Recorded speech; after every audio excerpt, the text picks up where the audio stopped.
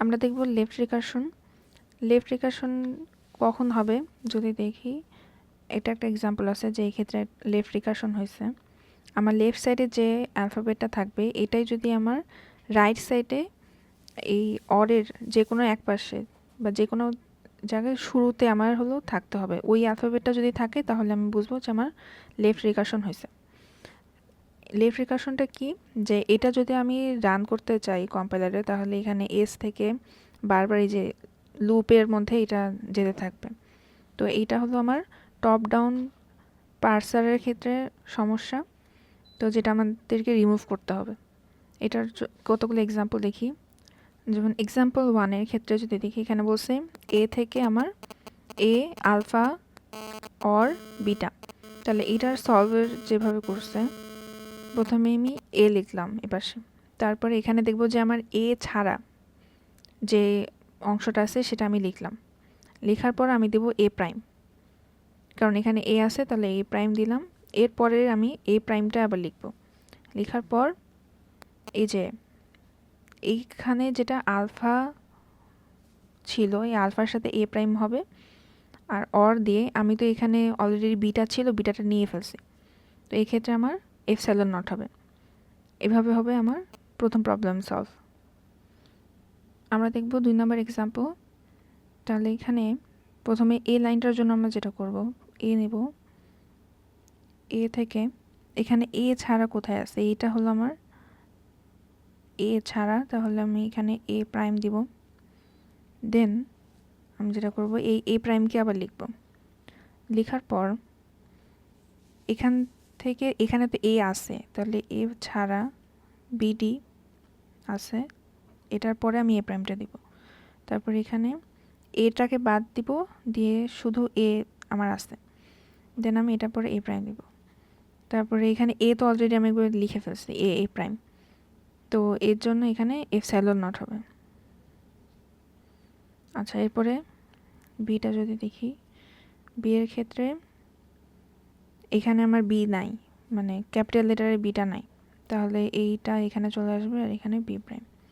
তারপরে বি প্রাইমের জন্য আমি লিখব ই, তারপরে বি প্রাইম, তারপর এটার জন্য আমার আসবে এপসাইলন নট। তাহলে এটা হলো আমার 2 নম্বর জন্য ছিল। এরপরে যদি দেখি, এই যে এটা হবে আমার অ্যান্সারটা এটার জন্য। তারপর 3 নম্বরের জন্য যদি দেখি, যে আমার এইটাতে শুধু ই নাই, তাহলে এই ই ছাড়াটা এখানে চলে আসবে।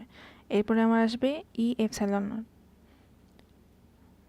ই ড্যাশ বা ই প্রাইম যেটা, তারপরে ই প্রাইম এখানে দিলাম। দেওয়ার পর এখানে প্রথমে যে ইটা আছে এটা বাদ দিয়ে কি থাকে, প্লাস আর ই, তাহলে এখানে প্লাস ই লিখলাম। লেখার পর আমি জাস্ট ই প্রাইমটা এখানে যুক্ত করে দেব। তারপর আবার এইটার জন্য যখন করব, ইটা বাদ যাবে, যাওয়ার পর কি থাকে আমার মাল্টিপল সিম্বল আর হলো ই, তাহলে মাল্টিপল সিম্বল আর ইটা লিখলাম। লেখার পর ই প্রাইমটা এখানে অ্যাড হয়ে যাবে। আর এখানে এটা তো আমরা এর আগে প্রথম লাইনে দিয়েছিলাম, তো এইটার বদলে জাস্ট আমার এপসাইলন নটটা অ্যাড হয়ে যাবে। আবার যদি দেখি যে 4 নাম্বার এক্সাম্পলে সেমভাবে এইটা যখন করব, এখানে ই আসছে, এখানেও কিন্তু ই চলে আসে, তাহলে এটা আমার রিকারশন প্রবলেম হচ্ছে। এখানে টি এর সাথে ই নাই, তাহলে টিটা আগে যাবে, এরপরে ই প্রাইম আজ চলে আসবে। এরপর ই প্রাইমটাকে আবার লিখতে হবে, যে প্রথমে ইটা তো বাদ গেল, তারপর কি থাকে প্লাস টি, আর প্লাস টিটা লিখে ফেললাম, জাস্ট ই প্রাইমটা অ্যাড হবে। আর এটার জন্য জাস্ট অর দিয়ে এপসাইলন নট। তারপরে টি এর জন্য কি হবে, টি মাল্টিপল সাইন এফ, এখন এখানে তো টি আছে, তাহলে টি ছাড়া কোনটা আছে, এফ, তাহলে এফ এর সাথে টি প্রাইম। দেন আবার টি প্রাইমকে আমরা এক্সটেন্ড করব, তো এখানে প্রথম টিটা বাদ দিলে কি থাকে মাল্টিপল সাইন এফ, তো ওইটার সাথে জাস্ট টি ড্যাশটা পরে যুক্ত হবে, দেন এপসাইলন নট। আর এখানে যদি দেখি এফ এর সাথে এখানে কিন্তু কোনো এফ নাই, এটা জাস্ট একটা আইডেন্টিফায়ার, তাহলে এটা আনচেঞ্জড থাকবে, এটা এইভাবেই বসে যাবে। আরও একটা যদি এক্সাম্পল দেখি, যে এখানে আমার এস এর সাথে এটা আর এল এর সাথে, তো এখানে এস আছে, এখানে শুরুতে এস নাই, কোথাও এস নাই। তো এটা এইভাবেই আনচেঞ্জড অবস্থায় বসে যাবে।